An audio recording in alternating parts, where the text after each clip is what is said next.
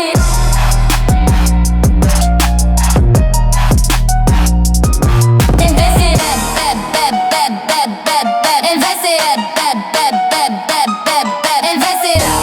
Welcome to another episode of Invested, where we discuss the ever-evolving world of the creator economy in our $17 million equity crowd fund on Start Engine for Fanbase. I'm your host, Isaac Hayes III, as always. And to my left today is actually Noah Washington, head of comms and partnerships at Fanbase. And today we are joined by the phenomenal A.B. Burns Tucker. For those of you that don't know A.B. Burns Tucker is a legal researcher, political commentator, and content creator who has made a name for herself through law and media education, national TV appearances, and political analysis on platforms like Revolt, The Shade Room, The Young Turks, Spectrum News, and ABC News. She also starred in A&E's 60 Days In, giving her unique insight into the incarceration system. More recently, she's become part of a wider conversation around content creators, equity, and political influence, including her public disagreement with Wired's Taylor Lorenz about creators taking dark money from chorus. Welcome, A.B. Burns, to Invested, everybody. Thank you. Oh, I like that. How you doing? I'm doing well. How are you? Thank you for being here. Thank you for having me. I'm actually a fan of yours, so I'm glad to say that because you be popping off. I think the first time I learned or started really listening to your content when you was talking about Putin and calling him Big Bank P. If y'all ever seen niggas like, well, Big Bank P said such and such so and so. Oh my God. And they were going back and forth. If you guys didn't know, that's how I know of AB, but she's phenomenal. I'm glad to have her here today. Of course, the focus of this podcast is to talk about Fanbase and our Regulation A equity crowdfund. And I wanted to hop into why it is important to talk about what we're doing this for, because right now we're in a state of emergency in media and social media. And what I think we're seeing is a convergence of media becoming more consumed through social media and who owns those platforms. So I wanted to make sure that people understand that you have an opportunity to invest and own Fanbase right now. We've raised over $23 million for this platform. It allows you who are watching right now to have equity in this platform, meaning you can own a piece of the platform, just like the people that started Instagram and Facebook and YouTube and TikTok have equity in those platforms. You can have equity and own this platform. And I did that for a reason, because number one, especially for young people and Black culture, we don't own any of these platforms. We make these platforms enormously popular. We make them worth hundreds of billions of dollars, and we don't have any equity in those platforms. So everybody watching, go to startengine.com/fanbase right now to invest. The minimum to invest is $399. That gets you 60 shares of stock at Fanbase is $665 a share. I know you guys see me say that all the time, but what I think is important about this is we are at an inflection point where if Black culture does not own the infrastructure of media, we will not be sure who's telling our stories, what's real, what's true, what information is fact or not fact, because there is a movement to acquire a lot of media corporations, and we will have that conversation a little bit later today. But we're going to jump right in and talking to Miss A.B. What's up, Miss Tucker? What it do? What's good, Mr. Noah in the boots? Hey, man, I do what I do. He got his I do boots what on I the do. ground, okay? I do what I do. So I loved learning more about you, right? Okay. You have such a fascinating and interesting background with your legal expertise, your media training. I want to know how and why did you want to bring that to social media? That's so funny. So the crazy thing is when I first started making content per se, I was still in law school. So for those who don't know, my brother was wrongfully convicted and he was sentenced to 50 years to life in prison when he was 15 years old. And so I went to law school to get him out. And so during the pandemic, I had reluctantly hopped on like social media and TikTok per se. And I started seeing a lot of like wrongful conviction content coming up. And I was like, oh, well, maybe I can make content about my brother and it'll help me out a little bit. And so that's how I actually started. And some of my initial videos around that like went super viral and I didn't know what to do. I was not prepared for it. But then I realized I had a platform and I started realizing like how much people didn't understand about the law and like how things worked. And so that's what sort of pushed me to keep making content and So I had to find my voice for a little bit, but then eventually I ended up doing the Russia-Ukraine video that a lot of people saw, and that like catapulted me That's the one. to where That's I the am one. today. Yeah.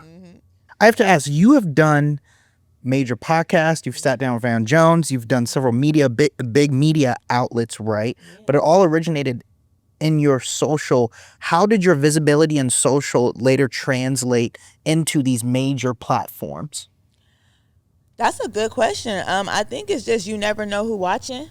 That's number one. But then two, I think that people started seeing the need for what I do, right? And how I communicate. I can code switch with the best of them, right? I have 4 college degrees, but I also I grew up in the hood. You know talk what your I mean? ish, talk you know it, talk it. So it's like I was able to use like the education and just like I guess my street knowledge or whatever, the way that we communicate at home or with my friends, use that and like combine the two. And I think with any corporation, when they see something of value, they see the numbers going up, they're gonna be like, ooh, what's that going on over there? So I think like just with the numbers being authentic too, because a lot of people out here buying followers. You know?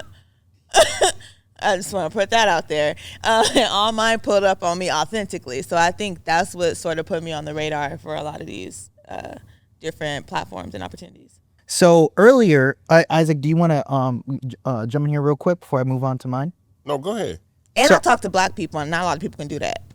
That's what I want to get into, right? As Mr. Hayes was introducing you earlier, a big part of your platform is speaking on the disparities that Black people face. Mm-hmm. Break that down for us, and what made you want to tackle that? Because I'm Black. Point blank period. I'm a Black woman in America. I felt like, so when I walk in rooms, right, or you listen to the news or the media, they're always talking about like kitchen table topics. Mm-hmm. And I'm like, well, let me be for real. Like, I grew up in a single parent household. My mom was a nurse. I can't tell you the number of times that we sat at the kitchen table and had a conversation outside of a holiday, right? So that's not realistic for my community. And I also say, like, I don't speak French. So if you come to me with a duffel bag full of $50 million, if you tell me you're going to give it to me in French, I'm going to look at you, I'm going to smile, and I'm going to walk away because I'm not knowing what's going on. I think that's the same for people in my community or the audience that I try to appeal to and I speak to, is that you're not talking to them, right? Because one, they not sitting at the kitchen table having dinner, if they do get a dinner that night. Let's be real about that. Then two, it's like they don't speak the language that's being spoken on traditional platforms, right? In traditional media. Yeah. So I think it's important to communicate because the things that I'm talking about, they affect us too, if not more than anybody. So if we're not included in the conversation, then we're getting left out. I agree. I mean, I think that I do that a lot too. I like to break things down so that we all can understand what's going on, especially things that I think are complicated when it comes to ownership, equity, investing, things like that, because people don't really understand how important even investing or ownership or getting paid for your content, the value of what you create and what you own, how important all that stuff is. Just having this convo. 100%. And so that's the thing that let me ask you this though. So, especially with Black women creators and Black creators, how do you navigate those partnerships like with corporations? Because I know that in that one video that was mentioned with Wired in the whole conversation with Taylor, and we'll get to that, is that you were offered $250 to post content, and other creators were offered different amounts. And I think, when I know for certain that Black creators get offered about 35% less than their white counterparts, but actually their content actually performs better. So how do you feel about that? It's out of pocket, it's out of line, but I think part of it too is like especially in my space, the creator economy was sort of like the wild, wild west. So these corporations was getting away with nickel and diamond certain creators and then throwing a bag at other creators. But what happened was we started finding out about that behind closed doors, and we talk. Yeah. We got group chats. We talk about y'all behind y'all back, and it might be a chat or two where a creator be like, oh, well, I just got a deal from so-and-so, and they offered me woo-to-woo. Right. Okay, so that puts you up on game to go negotiate your deal a little differently. So I think it's about like communication. Do you get assistance from creators, like white creators, about what they paid? Yeah. Oh, that's good. I'm glad they're sharing that information with you. So white creators will tell you, I made this I got paid offered this, so you should get offered that. It's a few good ones. That's what I'm gonna say. It ain't everybody, right? No, but that's still it's good. still enough of us where it's like we are having these conversations. Like, okay, what you getting paid? Because truthfully, we went to a conference and there was like a financial portion of the conference. So it was a big creator conference called Trending Up, and they were talking about it, and there were creators on the panel like talking about how much they was getting paid, and we all like, where you get that deal from? Like, right. You know what I mean? And so even with the chorus thing, right, it prompted us to be like, we have to communicate better, especially when you got a creator, let's say like Consciously, right, got a way bigger platform than me, been in the game longer than me, right? Yeah. We can't take the same amount of money for the same content. Right. You get what I mean? Like, so we got to negotiate, because if somebody like Conscious, for example, is getting undercut, right, or undercutting himself in a deal, then that reflects back on me. That's going to happen, right? So when I go try to negotiate, they like, well, he got 3 times as many followers as you, and we paid him this, and this. No, that's not going to work. So do you think it's the responsibility of all Black creators to kind of, I'm not going to say unionize, but say this is our standard of what we're doing? Or is it kind of like, you feel the pressure sometimes to say, well, if you won't do it, this creator will do it? Like they'll undercut you? Because again, what I know about content creators is you guys are all unique in your voices and your messaging. So what Consciously says and what you say might be about the same topic, but it's a different approach, a different perspective, and that's what makes you unique to the game. And that's what you coming to pay for. Exactly. So you got to pay the price. Yeah. Whatever it is. I've lost a lot of deals because I've been like, I can't take that. Right. Like, I can't produce that amount of work for this, because I think a lot of corporations too don't realize, especially for a lot of us Black creators, it's just us solo dolo, right? Like, we don't have a team behind us that's doing the editing and negotiating and going to the meetings and doing the research, and you know, like, we're doing it ourselves. Yeah. I gotta do the research, come up with the topic, you know what I'm saying, record it. Might have to re-record it if the sound get messed up or something, you know what I'm saying? Like, then I still got to edit it. Then I still got to send it to you. Then you still want analytics after that. Yeah. All of that. Then I still got to take a 30-minute meeting with a whole nother organization that think they might want to work with me. I'm one person. So if you're asking me to produce a piece of content, understand that not only am I producing that piece of content, like putting it out on the platform, but all the work that goes behind it and the time that comes behind it too. Yeah, that's real. So, all right, let's talk about this whole wire. Well, wait a minute. I have one question I ahead. want to jump in. Based on what you just said, do you feel like you're competing not with only your peers, but with other white creators or creators not of color? If I'm being honest, it ain't no competition for me, because can't nobody do what I do. You know what I'm saying? That's the uniqueness though. What I'm saying is like, that's how I discovered her. When she was talking about Ukraine, and then I like to hear it the way she's saying it, because she's giving the same information. She's just breaking it down in a way that's very relevant and actually humorous and funny and educational at the same time. So it's also how it's served. There you go. There we go. All right. Okay, so now we're going to talk about this Wired situation. So there was an article. You had a public disagreement with Taylor Lorenz. We all know Taylor Lorenz. I know Taylor Lorenz. Taylor Lorenz was on my ass about commenting about your spat. And that creators were taking dark money from Chorus, which is a nonprofit that I guess pays creators to talk about social issues and stuff like that. For those who don't know, can you explain what happened and why this matters and why your response was so heavy? So let me be clear. As far as I know, Chorus doesn't pay creators to make the content. It's like a training academy type of thing, right? Okay. So they're getting resources and learning different ways to scale their content, right? So that we can compete with the right or other, you know, outlets, I guess, however you want to frame it, so that creators can compete in that space, because our platforms ain't as big, you know what I mean? Like, so, and we got to get the information out there. So that's my understanding of Chorus. I'm not a member of Chorus. The reason why I hopped in it is because what happened was when Chorus put out, or not Chorus, excuse me, when Taylor put out that very poorly written article that she put on the internet, That's your camera right there. You want to talk there? That one right there with the red light over there? The very poorly written article that Taylor put out, she was very vague in how she talked about what was going on. And so she gave examples like, oh, you'll see these creators collaborating with each other, right? And doing certain things. So there were certain like trigger words she used that could make you think like, okay, who's doing that in the crew? Well, I'm somebody, for example, like me and Elizabeth Booker Houston are very close. Like my morning routine is like God, my son, then I talk to Liz. You know what I mean? For the day. So it's like we're always collaborating. Like, you know what I mean? That woman, right, like she signed up to take the bar with me just to support me so I could take the bar exam. So I'm always ride with her whatever she do. So the way Taylor wrote that raggedy article was it made it seem like everybody who talked about, you know, more progressive type issues was getting some dark money from some unknown organization. I ain't getting that money. Yeah. I want it.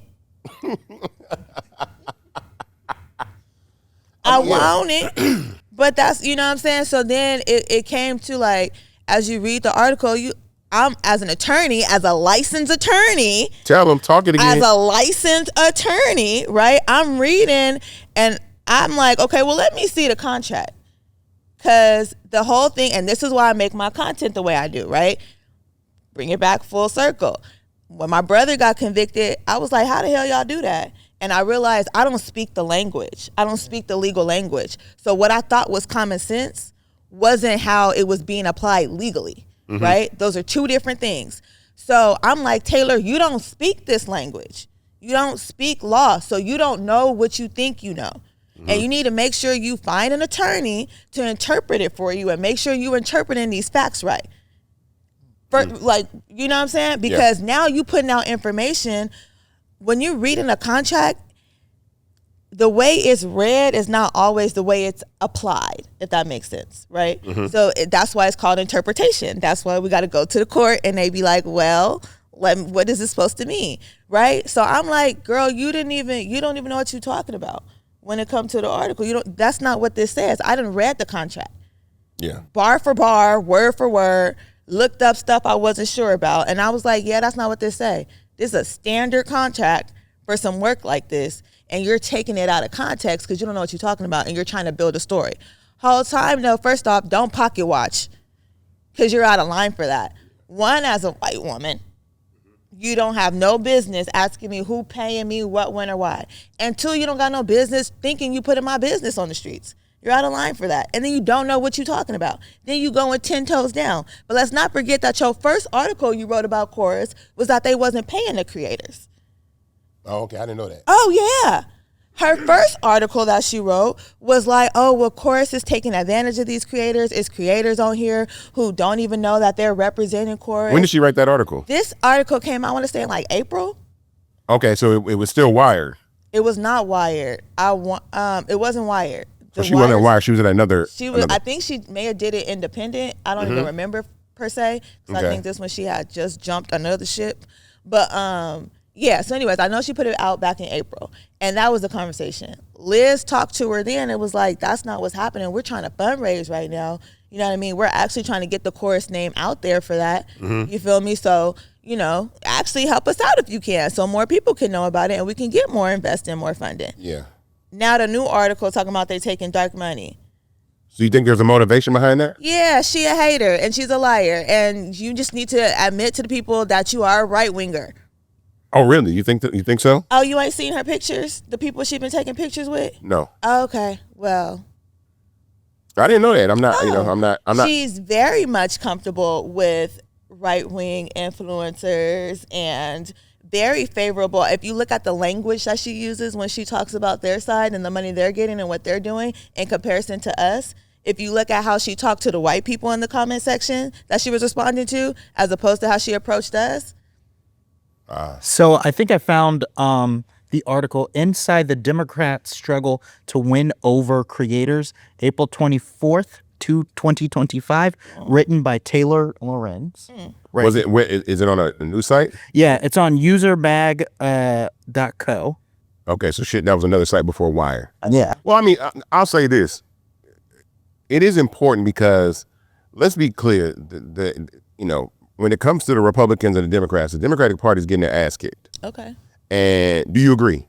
I don't know. You don't agree? Wait, so okay, I'll tell you what I mean by I think they're getting their ass kicked. Okay. What I mean is that when you look at the Republican Party, the institutions that they acquire, so they're acquiring platforms. They're not only hiring creators. They're not creating that and hiring creators. They're acquiring X. They're building True Social. They've gotten Zuckerberg on the side of what's going on. And so they're actually acquiring platforms where if you have a liberal agenda or you are part of the Democratic Party, we don't own any platforms, right?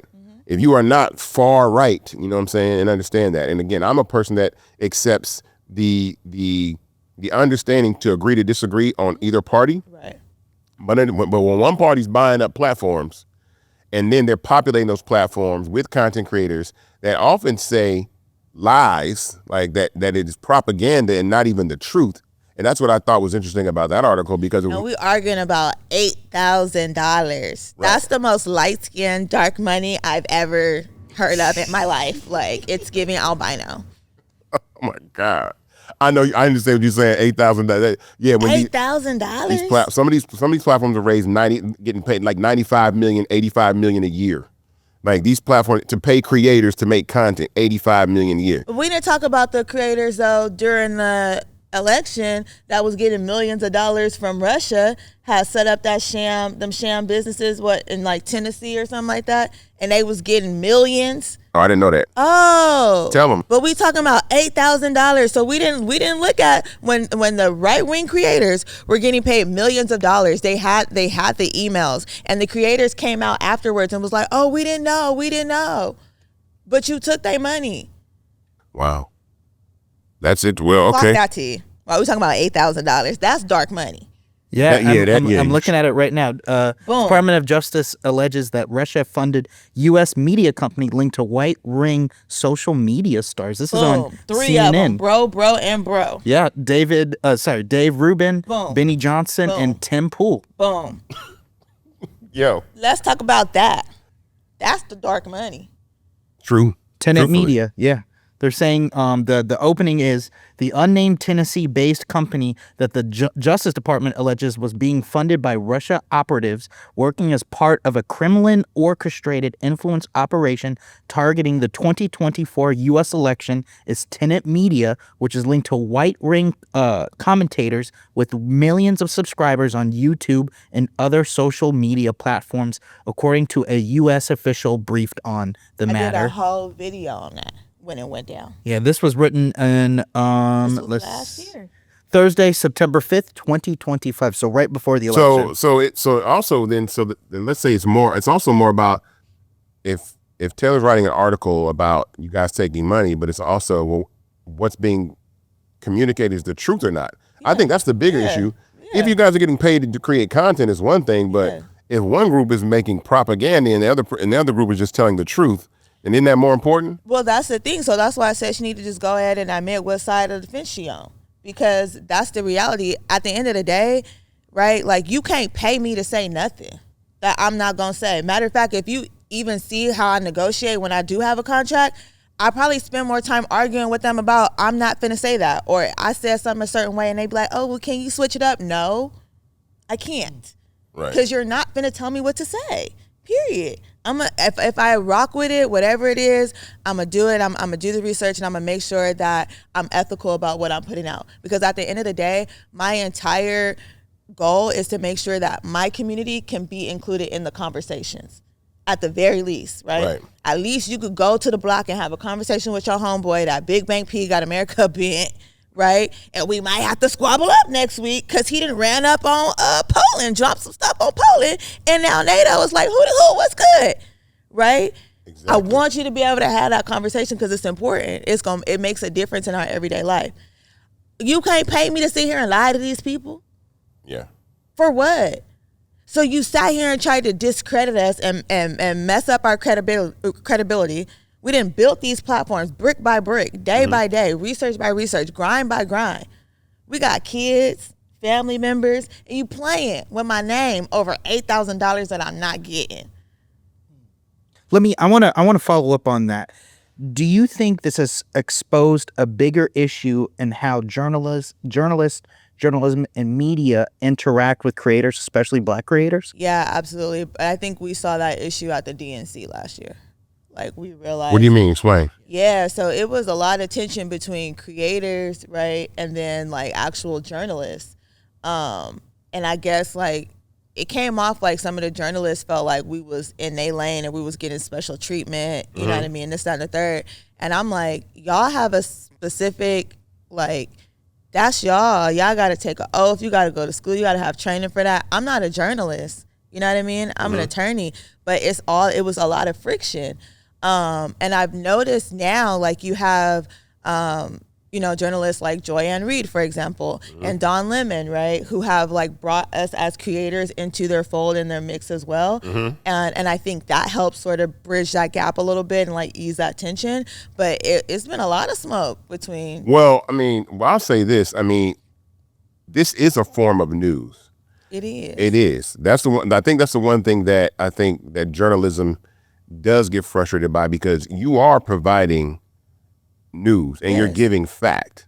And I think that some of us, right? Because I think some of the issue, and not to cut you off, I apologize. Oh, go ahead. But like even for myself, I had to switch up my content a little bit.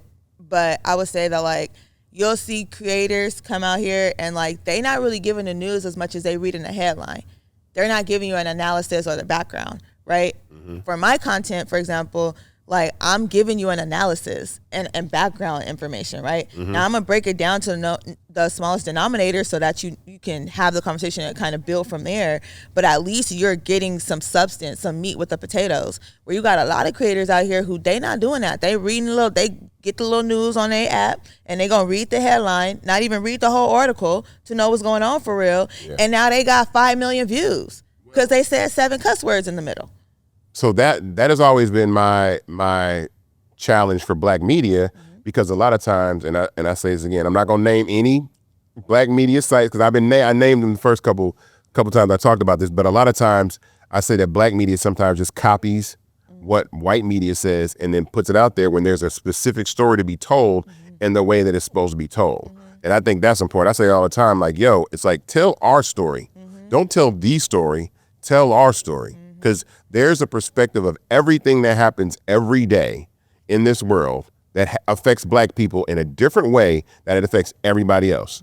So to black media, tell our story, don't tell the story.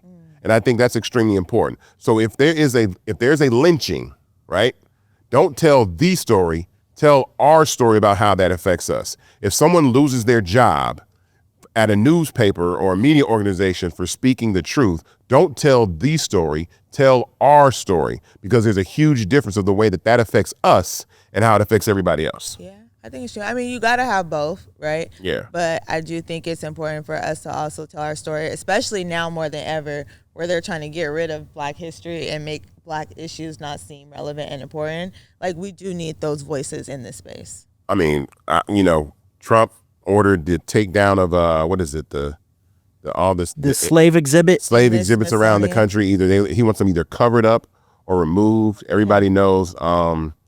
What's the name of the photo? You know the name of the photo. Let me just. I posted it. I talked about it the other day. But the photo of the man with the lashes across his back. Will Smith played him in the. Yeah.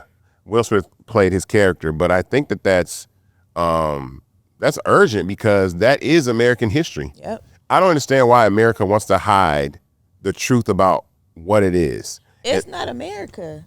No, listen. What I mean, well, no, but America is who we elect in power. So at this point, the version of America that is in power is what America is. We are represented by who we elect, correct? So we're represented by the people that we elect. So if you don't like this America, that's why voting is important. That's why we can't have arguments about whether Kamala Harris is black or not. Right. You understand? That's why we can't have arguments, these silly arguments over Dems and Republicans and all that kind of stuff. That's why we can't have those conversations, because whoever runs the government is what represents America globally. So when we're having these conversations, if you don't like the way America is right now, then we got to do something about it. And I hope that what's going on right now, even though we got like 3.5 years to go, I hope that, well, actually we have till midterms, but I hope that the next time that there is an election for president. A special election in November in California. There you go. And so I hope that every time now that there is an election, people remember these moments.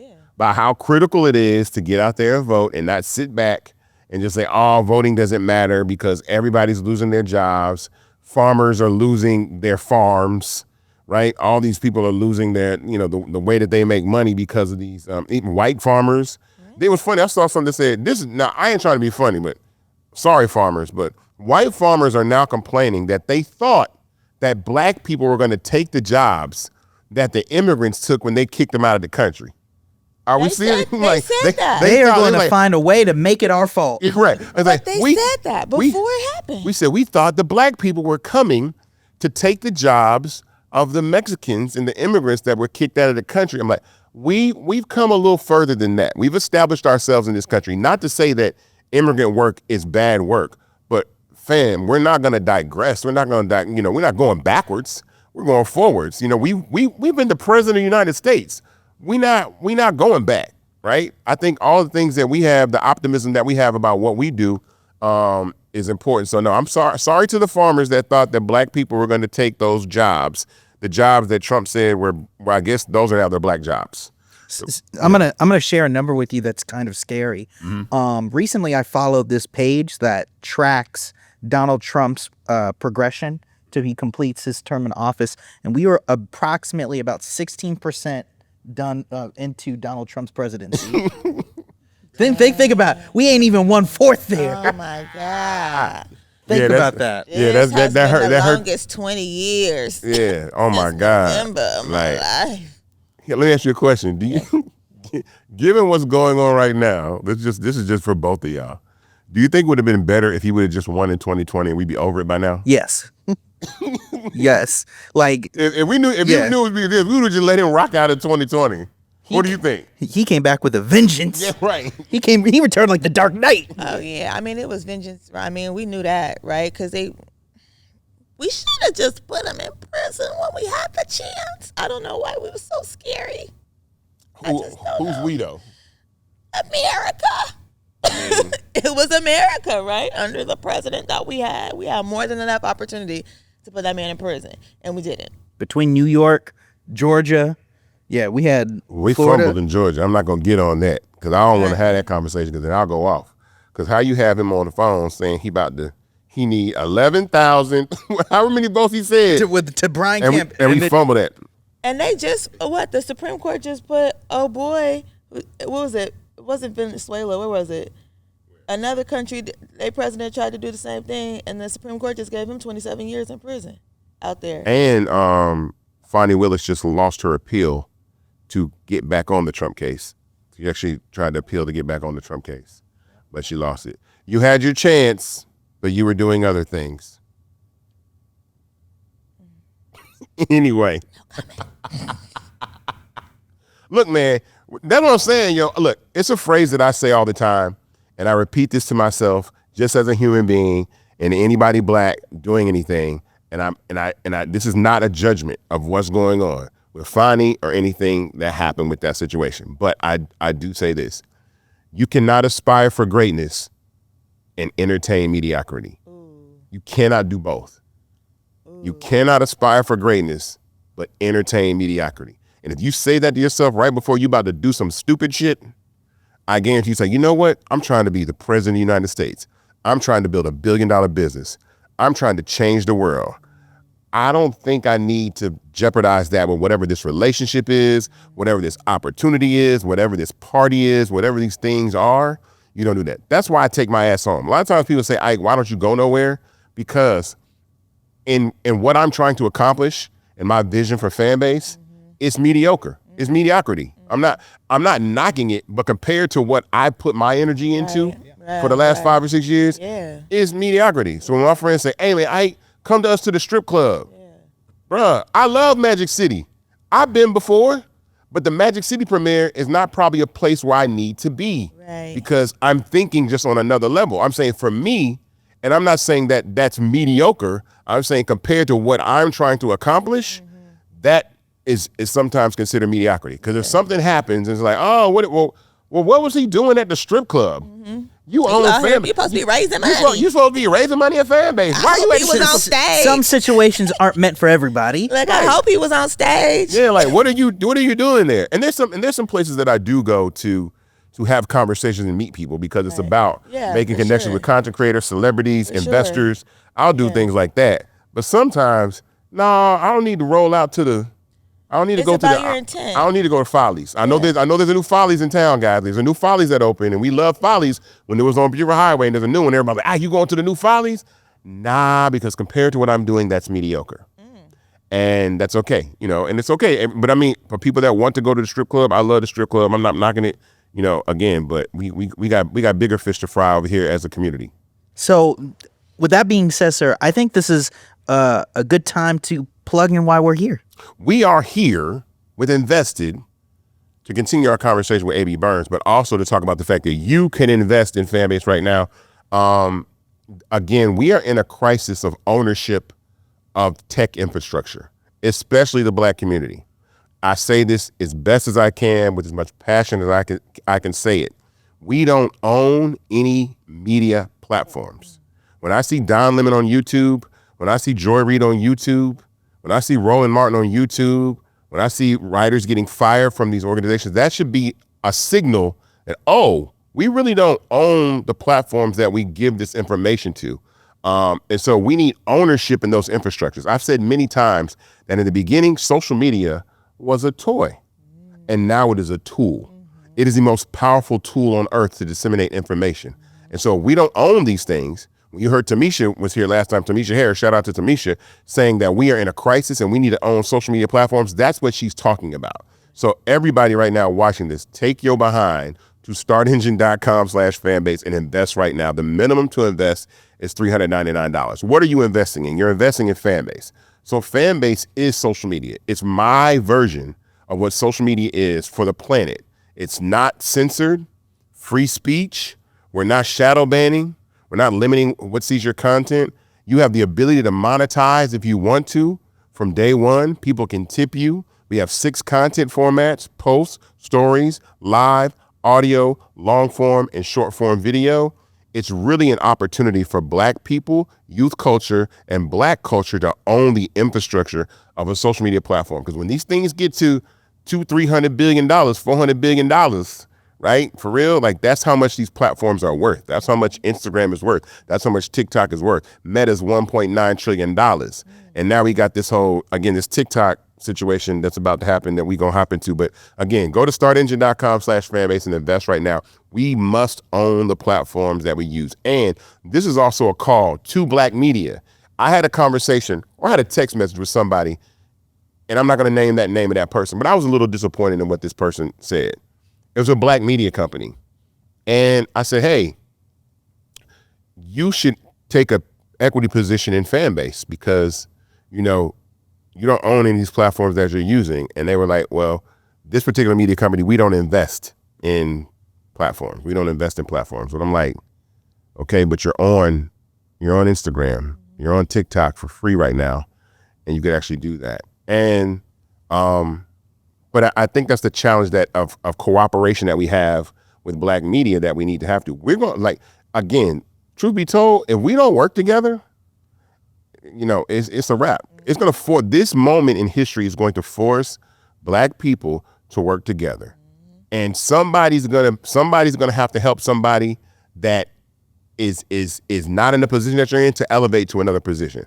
Somebody's going to have to take AB and elevate them above the position that they have. That's how this is going to work. So it can't be about who's the richest Black billionaire anymore. It can't be all about those things. It has to be about, all right, look, collectively, we have to elevate ourselves to the next level of positions because we got some real challenges going on.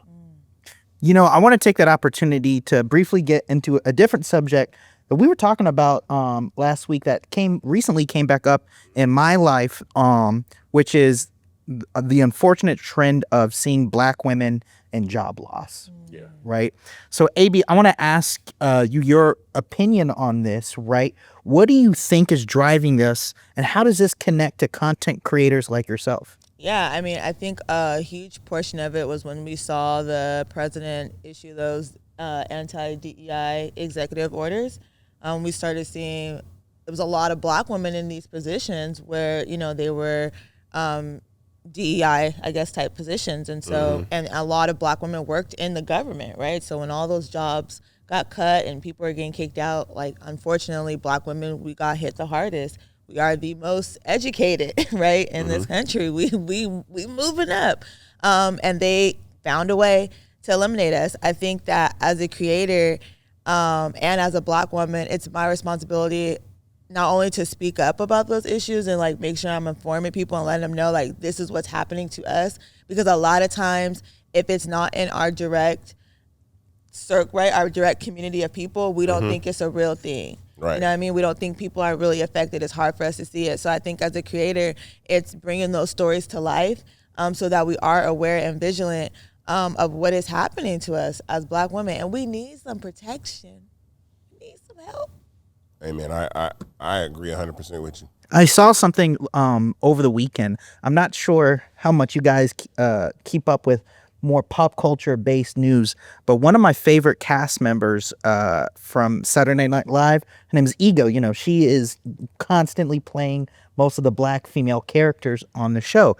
So recently, she announced her departure from the show alongside a shakeup with other cast members from the show. But it'll be for the first time in years that SNL has a season without any Black women in it. So, yeah. Yeah, so very, very troubling. So my second question for this is, what protections do you believe should be implemented, not even in the real world, as well as the digital space, to protect Black women from this? Yeah, just acknowledging that it's happened, I think, is a number one thing. I think when we ignore the issue or act like it's not a thing, or we don't address it and highlight it, I think it's easy for it to fall to the wayside and make it seem like it's not important, and it doesn't get the energy that it needs, right? Like, so we need to treat it like a missing white woman. You feel me? I mean, that's just the reality, like, because these are real issues. And when it comes down to it, at the end of the day, it's always a Black woman. It's always a Black woman, right? To like pick up the pieces and get down in the trenches and fighting for everybody else. We put when during the women's suffrage march, that was white women journey. And they said, Black women, can you just get out the back of the line with us, please? We just need a little bit of help. And we anchored that. And we did that, and they made sure they was cool. And then we still had to come back and fight for ours and make sure we, as Black women, had those same rights, right? So it's always a Black woman when it comes down to building up other communities and supporting other communities to make sure they have equality, because if they have it, then we have it. If they don't have it, we don't get it. Well, so then let me ask you this, and then talk to me as a Black man and tell me what I can do for you. Yeah. Protect Black women. Love Black women, right? Have positive conversations of Black women, about Black women, right? Employ Black women, right? I'm not saying you don't in particular, right? But just like, those sound like simple asks, but I think like it just has to be said. It's just like on social media, right? Like, you got to train your audience. Right? The hypes are very well trained. They know what's up. That's how we know if it's new ones or old ones. They're very well trained. They know how to act. But I train them by telling them my expectations and what I need from them and how they need to behave over here on this platform, right? I train them. Sometimes you got to be like, I need you to like this, right? And that seems simple, because I'm sure it's people who watch me all day long and love me and they don't like, not because they don't like the content. They just, it don't come to the forefront to do it. Right? So I think that's the same thing as me saying as simple as hire Black women, right? It may seem obvious, but it may not be obvious to all. And having those conversations with other Black men, we are not the enemy, right?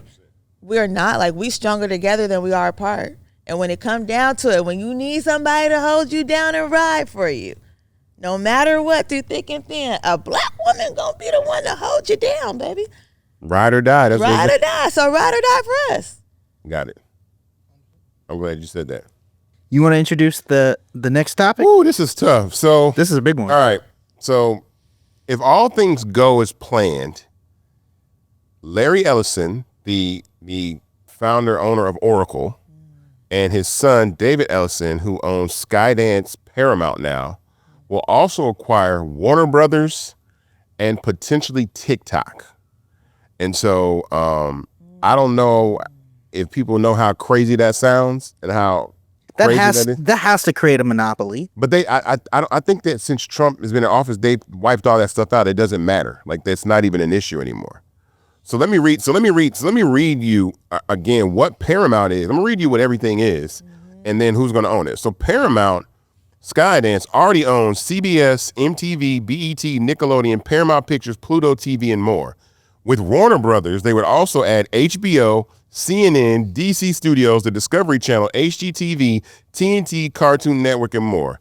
Plus, TikTok is the most powerful short-form video app in the country with a full data and algorithm control. And then Oracle already manages TikTok's data already. So that's why they were trying to acquire the company, because they already manage their data. So that's a huge issue, because now, and it's not quiet, but everybody knows that Larry is a Trump supporter.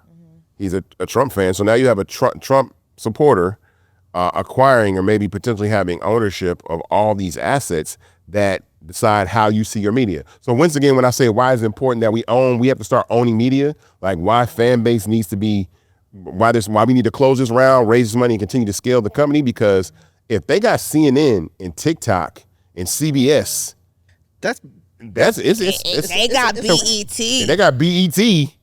That's a You know wrap. what I'm saying? Like, you know what I'm saying? That's crazy. That's, part of how we got here and begin with is, did you know Warner Brothers Discovery is $38 billion in debt, which is crazy. How do you even get that far? You know what? But here's the problem. Well, here's the truth. Again, I think Hollywood has underestimated technology once again. Like the entertainment, every time the entertainment industry underestimates technology, you get your ass whooped. Yep. So when the music industry underestimated Steve Jobs and his little iPod, y'all got your ass whipped.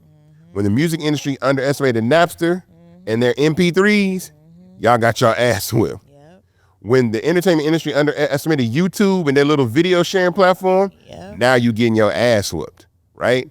And when media sites and media organizations underestimated platforms like Instagram and Twitter and TikTok, you're getting your ass whooped. And that's the point. And so that is why all this is shifting towards infrastructure ownership of social media. All these things, again, listen, call me, remember I said this, all media is going to go through large social networks that are based in community. That is how we're consuming our content now. So don't think that your television is not going to come, your TV shows are not going to come through a fan base. That your news is not going to come through a fan base, that your podcast is not going to come through a fan base, that your music is not going to come through a fan base, and all these things, because this is where community is. We're all connected 24 hours a day, 7 days a week, and then we can do different things with the media than just watch it. We can clip it, we can share it, we can talk about it, we can have chat rooms about it and audio rooms about it, we can post it and watch parties. We can have so many different forms of communication with the type of content we're using. So that's why this is serious, because that's why media, Warner Brothers, getting their ass whooped. Dude, you know what's crazy about that? First, short form, did you know short form short form video is the most watched content format in the world? Yes. And what makes that crazy also is CBS, Paramount, they cited the change to digital platforms as the reason why they canceled Stephen Colbert's show.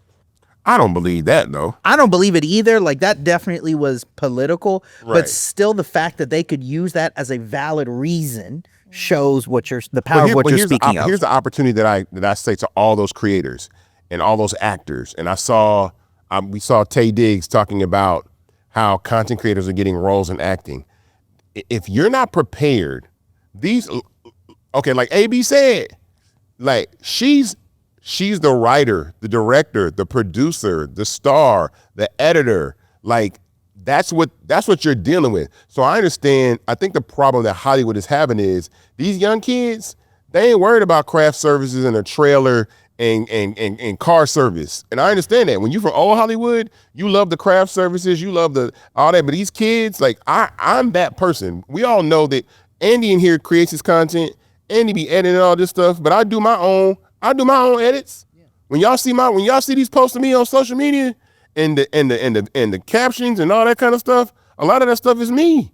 You know what I'm saying? I'm writing this stuff and creating that. So that's what you're dealing with. You're dealing with a new era. So what that means though is to the journalists, so to the Don Lemons and the Joy Reids, you have the ability to be bigger than CNN, than MSNBC. So when they let you go, they actually just gave you freedom to be global, not held down by what the network says you can and cannot say.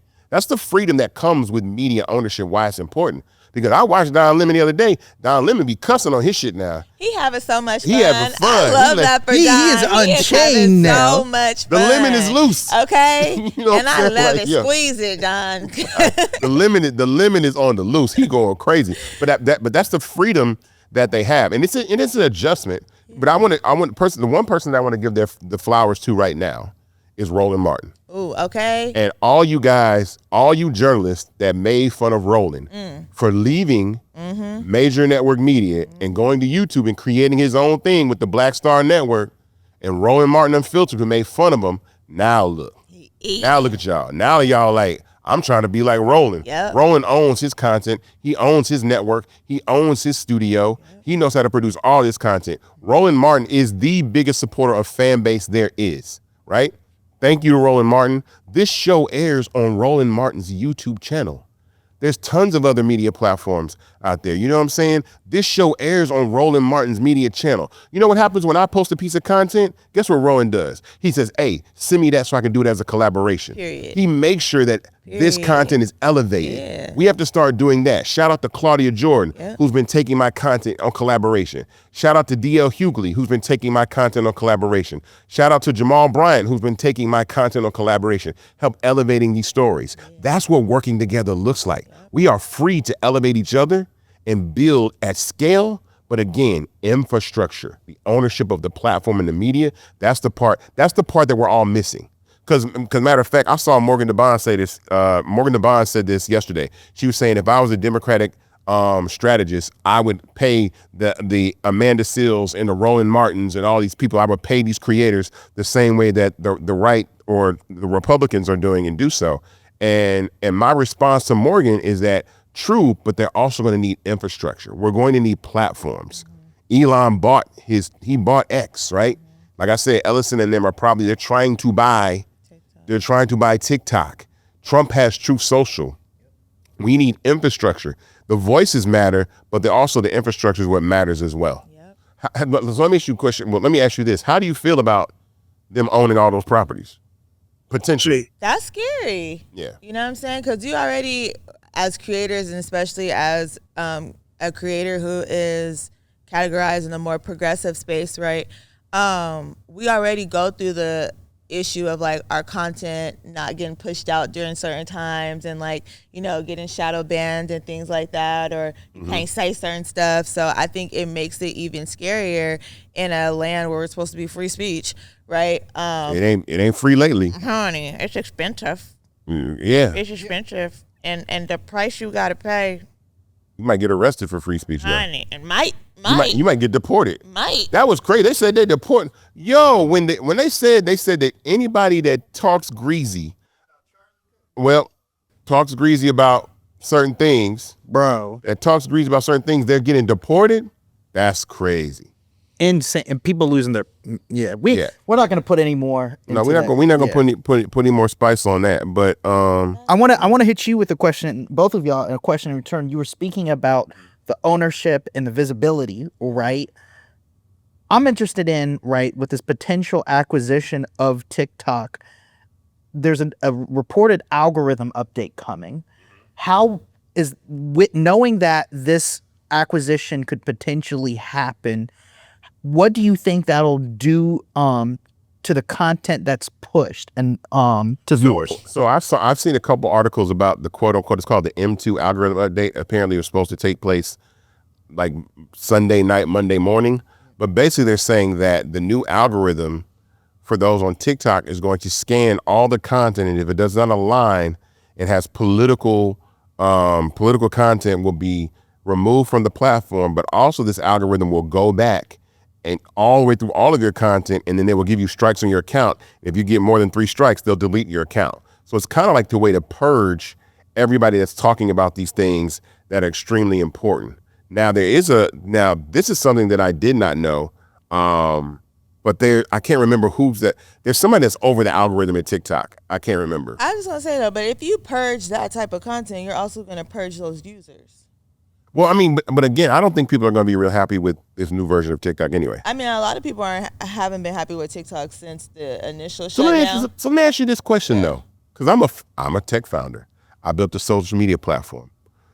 Why do you think we stay on platforms that don't acknowledge us? Just as a content creator, but even also as Black people, when we really help elevate these platforms, why do you think we stay on these platforms where they don't honor us? I mean, are we looking at it from that lens, right? I think that like there's understanding. That's just like, why do we stay in this country and we know that these people hate us? No, right? but I say the same thing. We built this country and we built these platforms. And we do, yeah. So and that's we built the thing, these platforms. right? We've invested in it, Yeah. right? Like we have stake in it. At the end of the day, be it maybe not financial stake, right? But we have stake in it. And then I think also too, like for me, again, it's an outlet to the people that I connect with. It's my connection source. It's your community. It is my community, right? Like, and I have built a community, and I care about the community that I've built there. And I've also built friendships and long-term relationships, and I've also built, opportunities that I don't know that I would have had, but for the social media platforms that I use. So I think sometimes, you just gotta take the broccoli with the ice cream. You know what I mean? Like it may not feel the best when we know that we're not getting treated equally and fairly, but that doesn't mean that we don't stop pushing for that. You know what I mean? Right. But then also I find it hard for me to leave my community, because even when TikTok got shut down the first time, like that was a sad moment, right? Yeah. Like I got my start on TikTok for real. Yeah. You know what I mean? So I have a very sentimental place for it, but also like just realizing the number of people who tell me regularly when I see them in public and things like that, like, I get my news from you. I wouldn't know anything about politics. I wasn't involved. I didn't care about politics before you. I love you. They could tell me my content bar for bar, right? Like, so it's more about those people for me personally than like the overall structure of, the tech company. At what point do creators make that change when the platform becomes an adversary as opposed to an ally? Because at first, when these platforms first came out, they were just tools for you to get your message across. But now, if they're weaponized against you, if you're getting strikes for talking about that, at what point does that become an issue? Because for me, in building Fanbase, the job is to always to understand that we can make anything hot. I always say if creators are hot as they think they are, because we say we the shit, then prove it. Yeah. Pull your ass up. I I always say, if we hot, if we can make anything hot, we could go to Fanbase and make that hot in a weekend. Right. You know what I'm saying? Understand? Challenge accepted. Okay, listen. And I'm finna invest today. Boom. Before I leave. Stop playing with us. Before I leave. But again, I think I really do believe that if if Black community says we're as hot as we say that we are, and we can make anything hot. But at what point does Facebook become the evil empire? You know what I mean? Like, you know what I'm saying? Yeah. So on the one hand, right, like I think there's a lot to unpack there, right? Especially as for myself, like my full-time job is content creation. So for example, like, if an organization is asking me, I need a TikTok video or I need an Instagram video, right? I'm gonna pay you this much money. Yeah. This is a topic, right? Like, that's how I feed my baby. Absolutely. You know what I mean? So I'm going to do it. I'm going to be over there. Well, but think about X, though. Yeah. Right? So when X got dirty and ugly and people was making money over there, too, people dipped because they was like, this ain't the place for me. Yeah, it's unrecognizable now. Right? But those same brands that probably were paying people on Twitter, right, paying creators to post on Twitter, they not gonna make no money over there no more. They're gonna have to shift to whatever the new infrastructure is. So I think it's like so that's why I say like it's a lot to unpack. But I think it's like understanding my value as a creator and being like, I'm not gonna be over there, but then also recognizing that like, well, that's how I feed my baby. That's how I pay my student loans off. I want to give an alternate answer and hear your thoughts on it. I think it's also for Black creators, it's about finding validation in the things that we do not create. We value, you say it all the time, we value things that were not necessarily created for us or by us. Well, that's what I call the velvet rope strategy. So it's like, I mean, here, this is the real story. This is what I understand about us. It's true story. White nightclub. On a white night, there is no cover charge, right? The dance floor is open, right? The drinks are cheaper. On a black night, there is no dance floor. There's sections. It's a line. You got to pay $100 to park, and the drinks are 3 times as much, and we still pay for it. Same furniture, same couch, same pleather ass couch that people stand on. But this time you putting a velvet rope in front of it, and you paying $4,000 for a section. Are you? I've never paid for a section. I have never paid for a section and never will, because I'm not going to pay money for the same furniture that somebody else get to sit on for free. I'm sorry. For those of you that pay for sections, are you hiding your head? You don't pay for a section. Come on, AB. You don't pay for a section. I didn't been in a section at 3. Oh, that's fine. Or 4 or 5. You can be in the section. Or 10. Being in the section is no. Hold on. Being in the section. Being in the section is one thing, but paying for the section is a whole nother animal. That's a whole nother beast. You didn't buy the section or 2.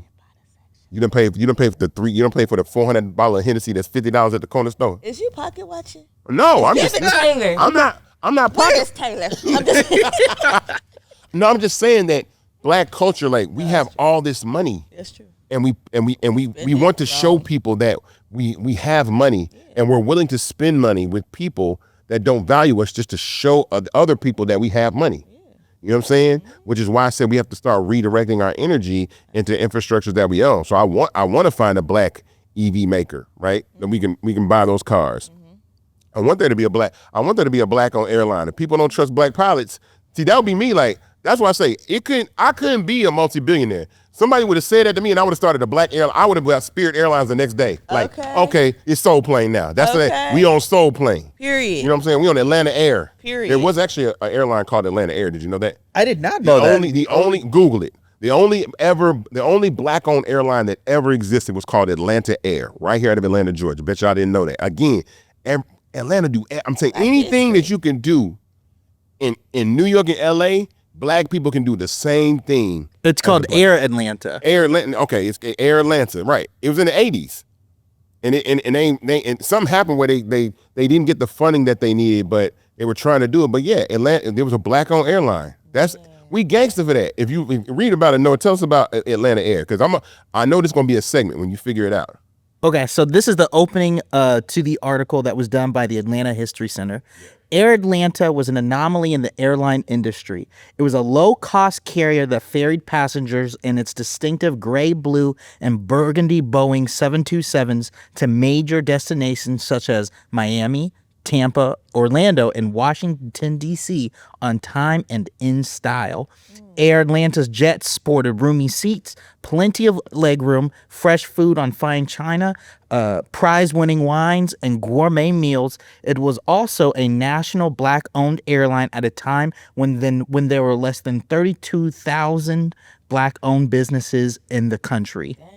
Bruh, I'm telling y'all, it's a 3,200,000. I mean 3,200. Yeah, you're right. I was right the first time. You're right. Wait a minute. But yo, that's crazy. The power, like, that's, shout out the Atlanta Air. Okay. Was it Air Atlanta or Atlanta Air? Air Atlanta. Air Atlanta. The logo was dope too, like an A, and it was like burgundy and stuff. It was fly. It was powerful. Oh no, this is fly, Andy. You gotta include this in the edit, just the pictures of this. The pictures of Air Atlanta. All right. Crazy. Well, before we go, I wanna definitely mention thank you for coming today. Thank you for having me. I'm fresh off the airplane too, y'all. Yeah. I ain't had no sleep. I know. I told her, I was From like, take a LA. nap. From LA, I was like, take a nap before you come. But thank you for pulling up, because I'm a fan. I wanted you here. I'm glad you came by.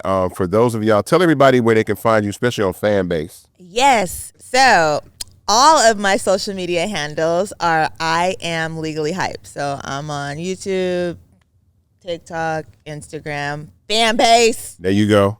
Holla at me I'm over here. there. I'm here. When quickly, when you said that that's how you feed your family, the one thing that I want to, the quiet part out loud is that subscriptions are the future. Even the brand deals, that is not a way for you to guarantee your income. That's true. Right? Month over month recurring revenue is the path that every creator on social media should be taking. What I do see with a lot of people that create content is they're getting on Substack. Yeah. They're writing on Substack. Or for people that create video content and in social media, that needs to be the thing. And so I'm telling you, like, that's why I say if it seems scary to charge people, but you can also be free. Like I say, Fanbase is free to download, free to use, but you can also create conversations that people want to support because you have a fan base. You have a fan base that wants to see you win, that wants to see your baby eat well, that wants to see you continue to grow as a creator. And that's the importance of understanding like the power of subscriptions and tipping and all that kind of stuff. So I'm glad to have you. And thanks for coming this week. Thank you for having me. For everybody else, again, you can go to startengine.com/fanbase to invest.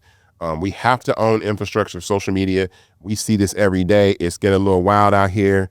We will be back next week with another episode of Invested. But before you do, go to startengine.com/fanbase to invest. The minimum to invest is $399. That gets you 60 shares of stock in Fanbase at $665 a share. We want to welcome AB as a new investor. AB Burns Tucker is a new investor to Fanbase. So we got one more of the 23,000 plus investors for Fanbase. And we will see you next week on Invested. All right. Talk to you later. Invested.